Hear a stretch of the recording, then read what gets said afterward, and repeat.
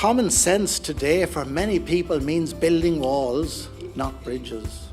It means keeping people out, not reaching out. If my focus is on to increase GDP, it's natural that I'm going to increase education purely for production. The system works.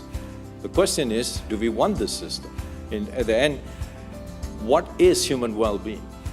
I think the current interest in empathy and emotional intelligence is to do with the fact that many disciplines, particularly in psychology and evolutionary thinking, have recognised that our ability to be intelligent about other people's feelings and thoughts actually makes social life easier and simpler and less stressful. So it's always been there, but I think the fact that people now brought it together from a disciplinary academic point of view means that we're recognising how important it is for young children to develop these skills.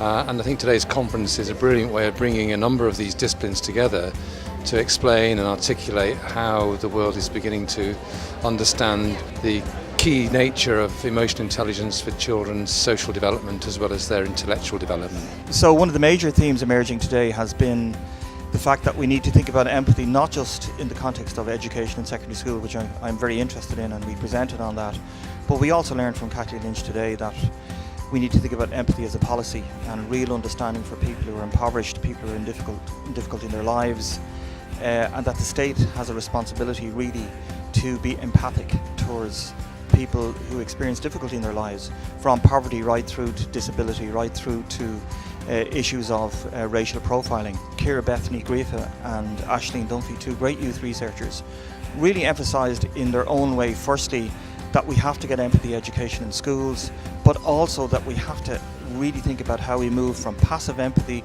or static empathy into action. For me, the obvious benefits would be, more welcoming classroom, possibly a lower rate in bullying. People who have differences are more accepted and more welcomed, and they don't have to fear going into the classroom every day. And Mary Gordon, in her work on Roots of Empathy, which looks at empathy for younger children, particularly in primary school age group and even now in preschool, she really lays down the philosophy of why empathy is important, not just in terms of understanding and compassion, but also in terms of how we build civic society. In Canada, youth violence and crime is going down.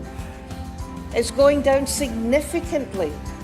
And yet there's still this perception that adolescents are trouble, that they don't have any intergenerational connection, and they don't have anything to contribute.